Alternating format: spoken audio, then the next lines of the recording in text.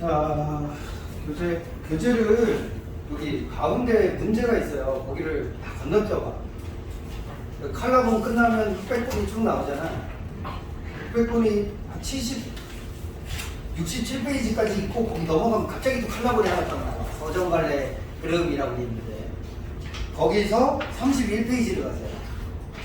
거기 가시면 찬 기파랑가라고 있을 겁니다. 아니?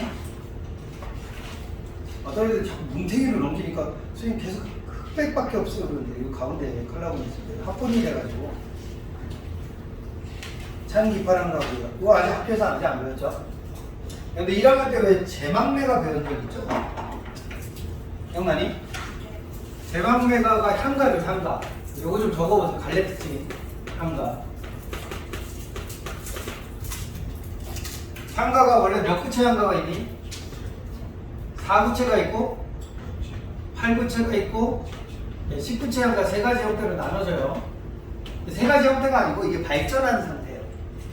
그래서 우리가 지금 보려는 건 10구체 향가죠. 10구체 향가는 향가의 완성형이라고 보입니다. 완성형. 10구체 향가. 그래서 따로 이름도 있어요. 뭐라 그러지? 아니 얘를 산해가라고 불러요. 산해가. 19제 향가만 따로 이름이 있어요.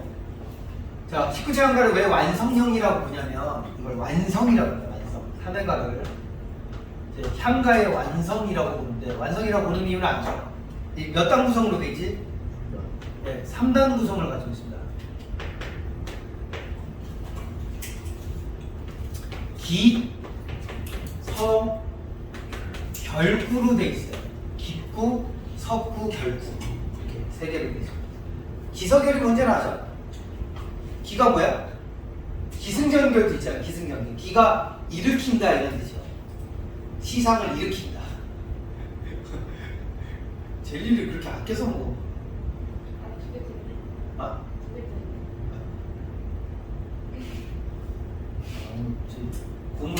곰을 10마리 먹은 거죠? 어떤 학생이 저거 사탕 저거 사과 맛이 제일 맛있대요. 아니야? 근데 개취인가 봐 내가 보기에. 사과 맛이 맛있다고 걔가 저기서 사과 맛만 다 빼먹어가지고 저 원래 연두색이 있었는데 연두색이 지금 하나도 없어. 중요하지 않은 얘기했네요. 특징이 눈치주냐 지금? 닥치고 수업이나 하세요. 이런 느낌이. 자, 3단 구성입니다. 3단 구성. 근데 3단 구성이 기가 일으키는 거고요. 선은 이제 전개한다 이런 뜻이에요. 전개를 한다. 결이 뭐야? 끝맺는다 이런 뜻이에요. 기서결. 4단 구성도 비슷한 거예요. 기승전결도 마찬가지예요. 기승전결도 기가 일으킨 다음에 승 연결해가지고 전개를 한 다음에 결 맺는다 이런 뜻이 똑같은 말이에요. 4단이냐 3단이냐 얘는 3단을 가져가죠. 여기 나중에 시조에 어디로 연결돼요? 시조는 몇 장 구성 가지지? 초장, 중장, 중장의 구성을 가지죠. 초중, 중장으로 구성이 됩니다. 자, 그리고 아까 이미 답이 나왔지만 결구를 다른 이름으로 뭐라 불러요? 얘를 낙구라고 부릅니다. 두 번째 특징이 낙구라는 게 있죠. 낙구. 낙구도 중요한데 낙구의 시작은 항상 뭘로 해줘야 돼? 예, 감탄사로 해야 되죠. 기억나시나요? 아으 미타철에서 만날라. 아니에요. 원래 원형이 아음이다. 그래서 낙구는 항상 뭘로 끝낸다? 뭘로 시작한다? 감탄사로 시작한다라는 규칙이 있어요. 미타철에서 만날라. 이렇게. 현대어로 해석하면 아라고 되어 있는 거예요. 자, 요게 시조에 가서 뭐가 됐니? 종장. 여기 지금 결구랑 종장이랑 위치가 같죠. 종장의 시작은 항상 몇 글자? 3글자로 하죠. 그래서 첫 음보는 종장의 첫 음보는 몇 음절? 3음절로 한다라는 규칙이 이어져 있습니다. 낙거의 감탄사를 시작했던 게 첫 음보를 3음절로 한다 그래서 실제로 시조에도 종장의 시작을 감탄사로 하는 경우가 있어요. 얘는 보통 감탄사가 아까 얘기한 대로 아으라고 돼 있는 게 있죠. 아으 미타철에서 이렇게 돼 있는데 얘는 어스버라는 게 있어요. 이게 둘 다 현대어로 해석하면 아라는 뜻이야. 이렇게. 이게 구성이고요. 그럼 여기까지만 알면 안 됩니다. 여기까지만 알면 하수예요. 중요한 게 뭐냐면 차이점도 아셔야 돼요. 자, 시조는 몇 음보로 되어 있니? 시조는 4음보로 되어 있습니다. 4음보 뭔지 아시죠? 몇 개의 어절, 몇 개의 띄어쓰기. 띄어쓰기는 아니고 원래 읽어 끊어 읽는 단위로 보시면 돼요. 4개의 끊어 읽기로 들어가는 게 4음보입니다. 글자 수는 몇 글자 하죠? 4, 4조 아니면 3, 4조라고 부르는 거예요. 그럼 여기다가 3, 4 아니면 뭐야? 이렇게 써야 돼. 3, 4조 이렇게 쓰는데 3, 4 아니면 4, 4 이렇게 들어가는 게 시조예요. 자, 여기서 중요한 거. 향가는 음보가 있을까 없을까? 없어요. 이게 중요해요. 나중에 또 헷갈려가지고 이렇게 가르쳐 놓으면 향가에도 선생님 음보 있지 않았어요? 말이에요. 3음보였던 것 같은데 말이에요. 자, 여기는 정확하게 말씀드립니다. 꼭 기억하셔야 돼요. 시험에 잘 나오는데 자주 잊어버려요. 3번. 여기 뭐가 없다? 음보가 없습니다. 그 다음 글자 수를 맞추는 걸 뭐라 그래? 음수라고 합니다. 음수율 또는 음보율이라고 합니다. 음보율이나 음수율이 없다라는 거 기억해 놓으셔야 돼요. 이해되죠? 네, 음수율. 요 글자 수를 음수율이라고, 이걸 음수율이라고 그러고, 요 사음보를 뭐라고 해요? 보율이라고 해요. 이해되죠? 요 두 개를 합치면 뭐라 그러게? 두 개 합치면 정형적 율격이 있다라고 해요. 정형적인 율격이 있다라고 하는 개념이 있어요. 여기까지는 다 기본적으로 알고 계셔야 되는 거예요.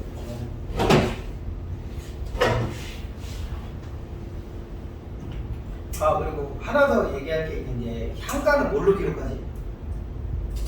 향가는 향찰이라는 걸로 기록합니다. 그래서 향가라고 하는 거죠. 근데 시조는 뭘로 기록해요? 한글로 기록했죠? 근데 원래 그 전에는 구비문학이긴 한데 한글로 되어 있어요. 그럼 향찰이라는 것도 좀 설명을 잠깐 드릴게요. 향찰. 필요할 게 완전히 엄청 있는데. 향찰이 뭐죠? 한자에 뭘 빌려서? 음과 뜻을 빌려서 씁니다. 근데 중요한 게 음과 뜻 중에 하나만 빌립니다. 무슨 말인지 알려드려야 돼요. 그 향기파란과 원래 세 번째 줄에 보면 백운이라는 단어가 있어요. 백운. 처음 시작할 때. 흰백자에다가 요거 학습 활동에도 있어요. 학습 활동에도 있는 거니까 알고 계셔야 됩니다.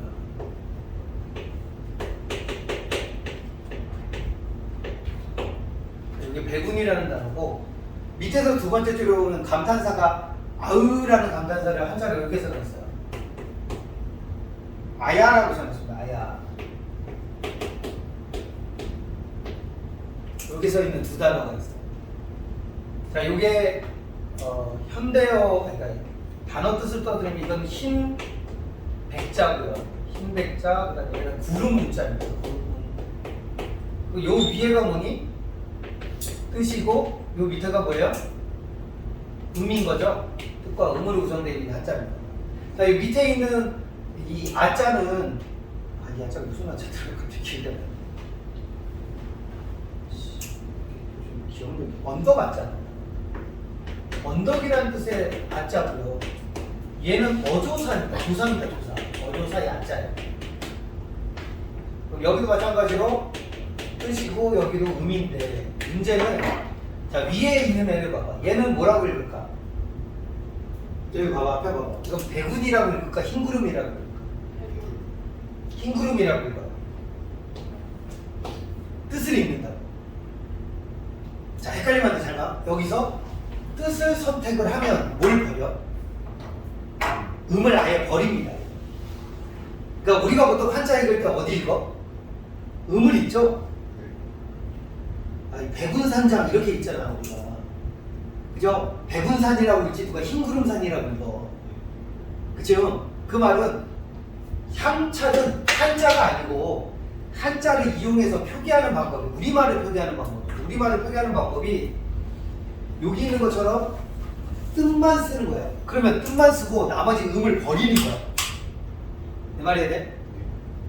그래서 얘를 읽을 때 음을 안 읽고 음을 아예 버리고 뜻만 읽어냅니다. 이제 요거를 뭐라고 하냐면 훈독이라고 해요. 처음 들어보신 분들 있어요. 훈독 또는 훈차라고 해요. 뜻을 비교하는 거예요. 훈차가 하지. 자, 근데 밑에 거는 좀 달라요. 밑에 거는 어떻게 하냐면 언덕이라는 뜻과 어조사라는 뜻을 다 버립니다. 그러니까 뜻을 버려. 아예 뜻하고 상관없어. 아예. 뜻을 다 버리고 뭐만 읽어? 소리만 읽어. 그럼 얘는 한자의 절반인 음만 써요. 아야라고 있습니다. 아야. 그럼 얘를 뭐라고 했냐면 음독이라고 해요. 마시는 거 아니야? 그럼 이거를 음차라고 해요. 음만 비워. 여기 설명을 잠깐 드리면 훈독은 주로 언제 쓸까? 갑자기 문법을 해서 좀 그러긴 한데 실제 형태에서는 대부분 훈독을 써줍니다. 우리말에. 이해돼? 아니까 우리말이 흰구름이잖아. 그럼 한자를 갖고 와서 여기다 맞춰서 한자를 쓴다니까. 뜻만 갖고 와서 쓴다고. 그 말이 돼? 왜냐면 그 당시에 뭐가 없었으니까? 한글이 없잖아. 한글이 없으니까 유일하게 표기할 수 있는 방법이 한자였는데 한자로 우리말을 표기하는 거야. 한자를 해석하는 거야. 어렵나? 자, 밑에 건요. 얘는 주로 뭐 할 때 쓸까? 무슨 형태소? 네, 형식 형태소일 때 씁니다. 이해다 쓸게요. 그래서 실제 형태소일 때는 뜻을 읽어버리고 형식 형태소일 때는 음을 읽는 방식으로 시를 쓰는 거예요. 이걸 향가라고 해요. 향차. 이해되지? 되게 좋은 방법이긴 한데 뭐가 문제일까? 네, 해석하기가 그지 같아. 이건지 내가 어떻게 알아? 내 말이 되니? 그러니까 이 조합을 다 맞춰봐. 그래서 실제로 이거 전문가가 2명이 있어요. 김한진 교수하고 양주동 교수라고 여기 지금 우리 교과서 양주동 교수 버전이 실려있죠. 이 사람 2명이 향가의 그 대교수 2명이 있는데 이 사람 둘의 해석이 달라요. 그래서 학교에서 2가지 버전을 다 가르쳐 줄 거예요. 제 예상에. 시험을 어렵게 낼 거면 2가지 버전 다 가르쳐 주고 비교해라 이렇게 나올 거죠. 해석이 어디서 달라졌는데 이해되죠? 그래서 일단은 우리가 지금 교과서에 실려 있는 건 양주동 교수 버전이기 때문에 양주동 교수 버전을 마스터 하셔야 김한진 버전이 뭐가 달랐는지 알 수 있기 때문에 일단 오늘은 양주동 버전을 보겠습니다. 자, 내용을 들어가 봅시다.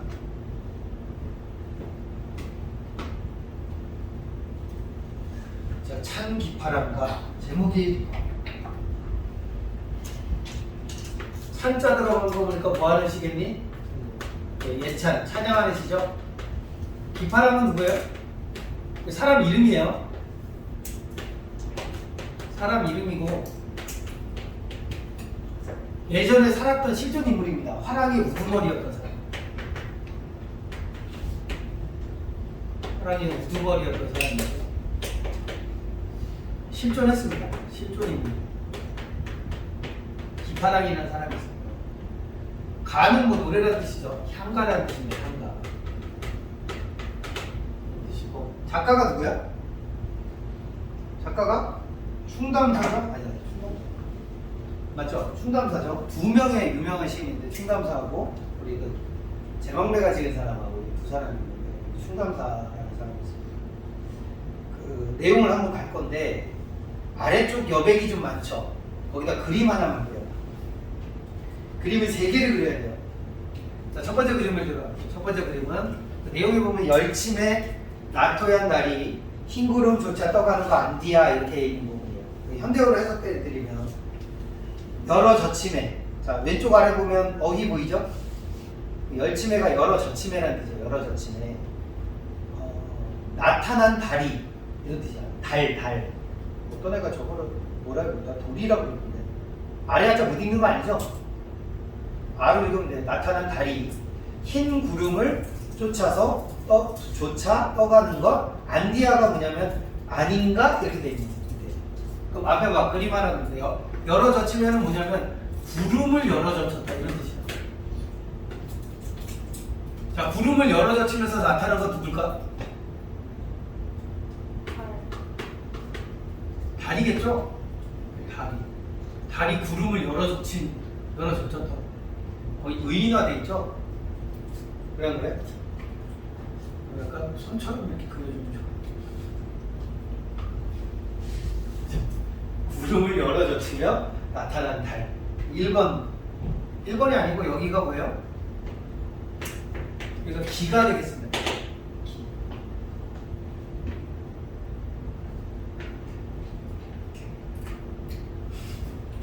그리고 잘 그린다. 태양이 아니고 달입니다. 달이 여자. 그럼 달은 무엇화 되어 있니? 딱 봐도 의인화돼 있죠 이게. 근데 심지어 화자가 달에게 뭐예요? 질문을 던졌어요. 기파트가 뭐냐면 화자가 달에게 뭐 질문하는 형태가 되죠. 질문을 받는다는 것 자체가 사랑으로 되어 있다는 뜻이죠. 그럼 뭘 물어봤냐면, 야, 너는 흰 구름을 쫓아서 떠가는 거 아니냐? 이렇게 물어봤어요. 넌 뭘 쫓아가고 있니? 이런 뜻이죠. 그래서 흰 구름은 달에게 흰 구름을 쫓아서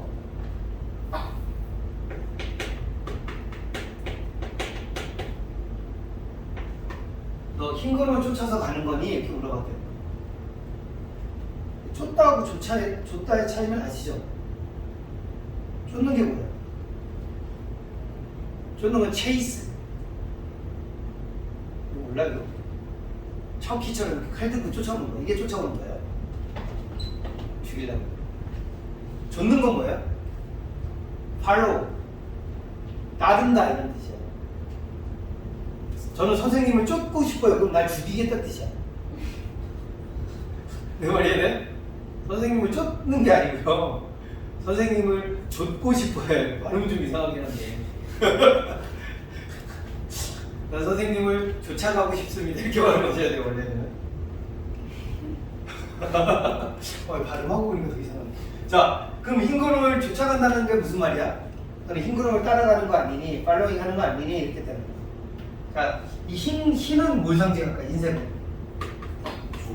순수. 구름은요? 구름은 원래는 뭐 자유를 뜻하기도 하지만 여기는 이상을 뜻한다. 쉽게 말해서, 야, 너는 순수한 꿈이 있니? 약간 이런 걸 물어. 너에게는 꿈이 있니? 이게 됐어? 1번에. 근데 요거는 사람마다 좀 해석이 가끔 달라지긴 해서 학교에서 해석해주는 거 잠깐 보세요. 그죠? 머리 이렇게 못 살게요. 아? 덥다고?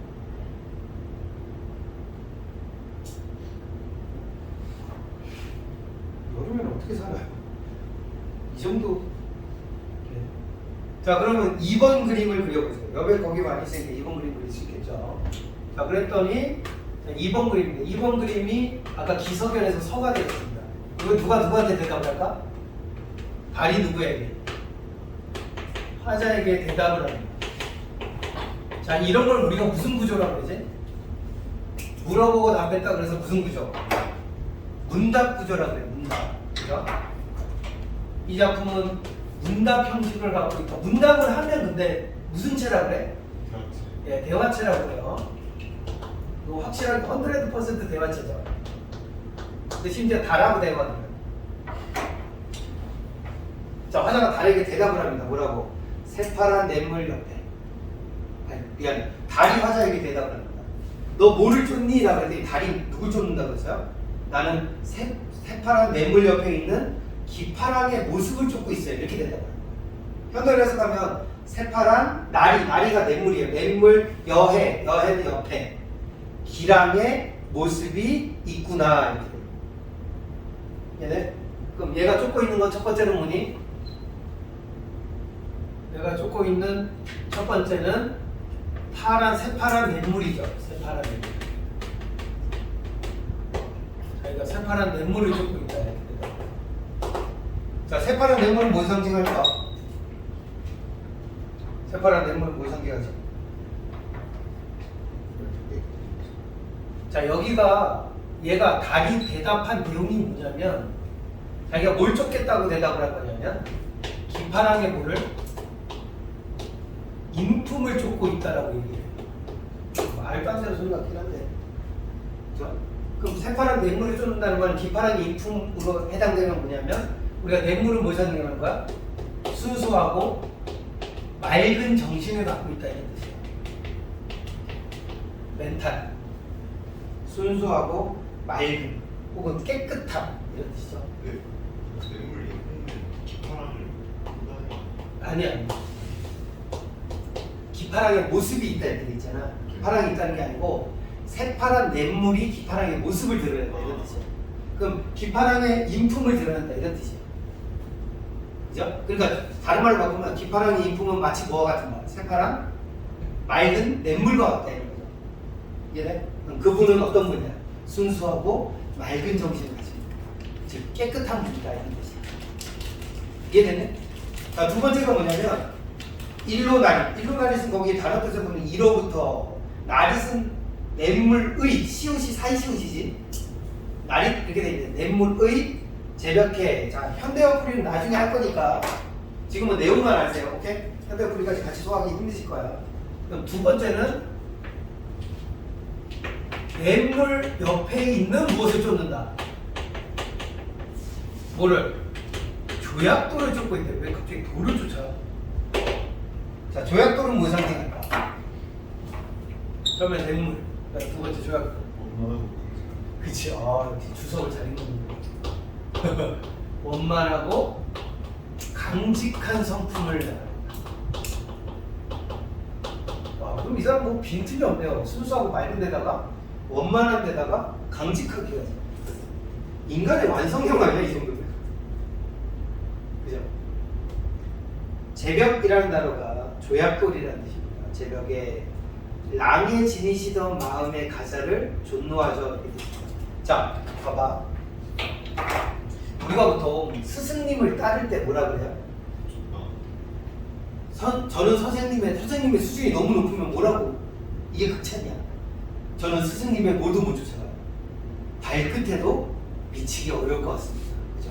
만화나 요즘 개그에서는 선생님, 저는 선생님의 발톱에 때만큼도 못한 존재인 것 같다 막 이렇게 하기도 하는데, 자, 거기 보면 마음의 갓살이라는 표현이에요. 마음의 가탈이라고 그러죠. 가탈이 마음의 끝이죠. 세 번째, 얘가 쫓고 있는 세 번째 뭐니? 마음의 뭐라는 거야? 여기서 마음의 끝은 뭐겠니? 뭐 같은 마음? 냇물 같은 마음. 또 하나는 뭐 같은 마음?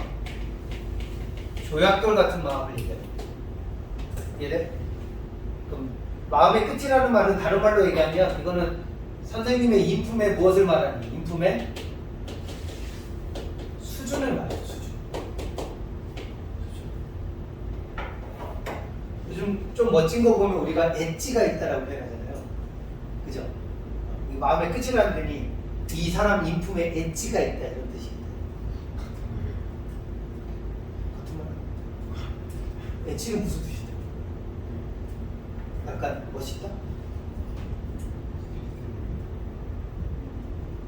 아니 뭐 그럼 몇 단어랑 제일 비슷한 건 뭘 것 같아? 마음의 끝이랑 제일 비슷한 거 뭐 있어? 한 번씩 돌아오면서 해볼까? 수준? 스웨? 넘어가자. 무슨 지가시 좀 했지. 사람 이렇게. 자, 이해되죠?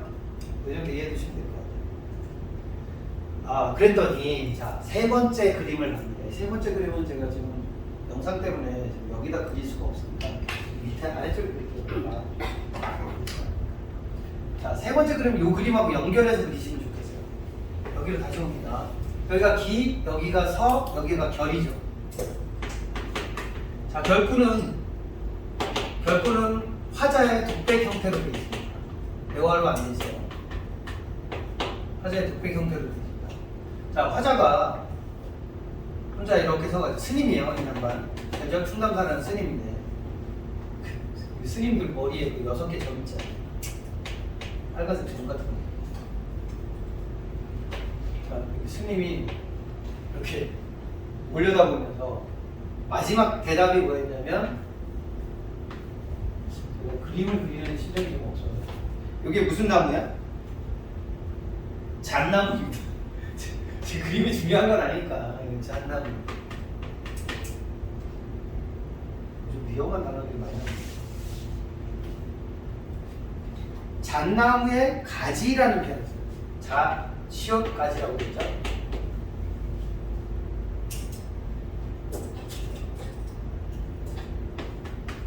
자, 시옷 가지.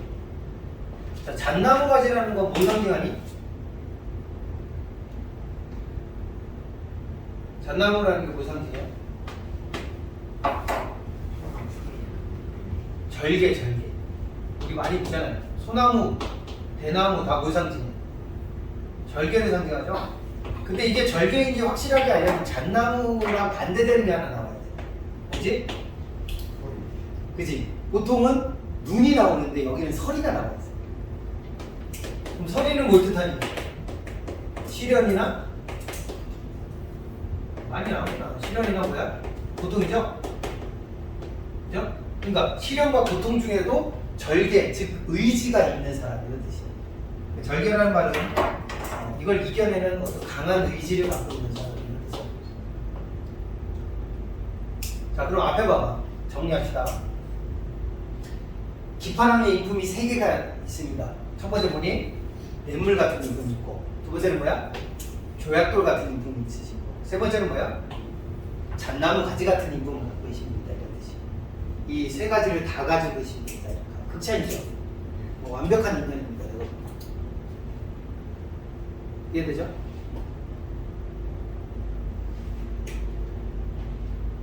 그리고 좀 조심해서 보셔야 될 거는, 자, 이 세 개는 화랑의 인품을 뭐 한 거야? 비유하고 있는 거고요. 화랑의 인품을 비유한 게 아니고 화랑, 이 기파랑을 직접 드러낸 단어도 있어요. 이것도 좀 조심해서 보세요.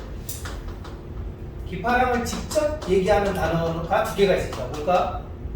첫 번째는 랑이라는 단어예요. 아까 랑이 지니시던 마음의 끝이라는 표현 나오죠. 제가 무슨 얘기인지 이해는 돼? 계속 천장 쳐다보네. 왜 저 위에 어떤 아이가 달려 있어요? 왜 달려 있어요? 누나, 누나 집에 혼자 가지 말고 나랑 가. 선생님 수업 열심히 안 듣고 있으면 걔 니네 집에 간다.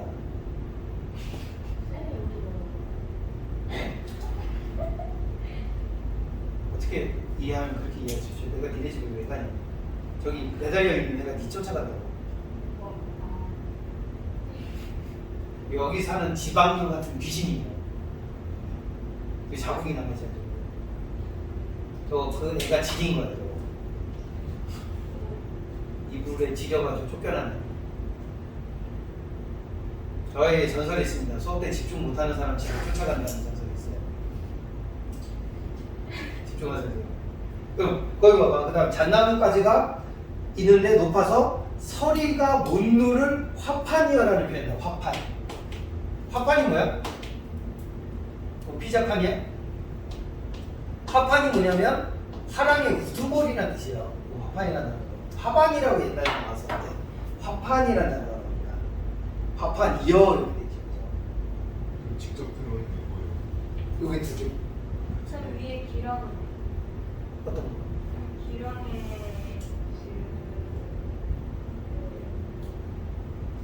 어디에 기량이 뜻이 있어요? 기랑도 그냥 아, 기량도 되는구나. 아, 오.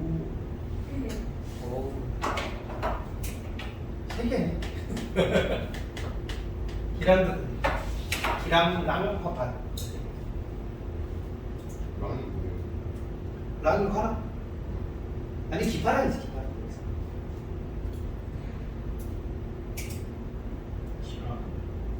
기랑도 기파랑. 아니, 같은 이름인데 그냥 다르게 부르는 거 뿐이야. 아니, 나는 경철 이렇게 두고, 철 이렇게 두고, 경 이렇게 두고, 똑같이. 아, 원래 고전은 그렇게 바꿔서 부르잖아. 그래. 똑같다. 화판도 화랑의 우두머리가 누굴 나타내? 기파랑을 나타낸다는 게 오시면 되죠. 그리고 밑에 둘째 줄을 보면 아의 보이지? 아, 몇 단구성? 3단구성. 니네 그 아의의 기능이 뭐예요? 원래 1학년 때 배웠던 건데. 저 아의를 아까 뭐라고 그러지? 납부에 뭐라고? 감탄사라고 그러죠? 아우는 원래 따지면 2가지 기능인데 시상을 뭐하는? 전환한다라는 개념이 있어요. 시상을 전환한다. 근데 좀 조심해서 알려드릴게. 이거 봐봐, 앞에 봐봐. 시상을 확 뒤집는 방법도 있고 그걸 더 깊게 만드는 방법도 있어요. 그럼 이런 경우는 지금 봐봐 두 가지인데 대조로 봐야 돼요? 아니면 심화로 봐야 돼요? 이 작품 같은 경우는 이건 심화로 보셔야 돼요. 뒤집는 방법이 있고 그대로 이어가요. 제망매가 같은 경우는 뒤집죠. 네. 이제 여기는 근데 대조가 아니고 뒤집는 게 아니고 요거는 더 깊게 만든다는 점에서 전환이라는 개념이 있어. 이해돼? 이해돼? 예를 들어서 이런 거야. 지금 빨리 달리고 있는데 갑자기 속도가 더 빨라져. 그럼 그것도 역시 뭐가 있는 거야? 상황의 전환이 있는 거야. 이해돼? 아, 급반전이 있는 거잖아. 그래 안 그래? 내 말 해야 여기서 더 빨리 간다고? 이런 반전도 있는 거죠. 근데 갑자기 앞으로 가서 내가 뒤로 가. 그런 반전도 있는 거지. 제 말 해야 돼? 저도 이거 이해하는데 오래 걸렸어요. 저게 왜 전환이지? 막 이러는데 시상의 전환이 대조만 있는 게 아니고 시상을 더 깊게 만든다 이런 뜻이에요. 생각해봐.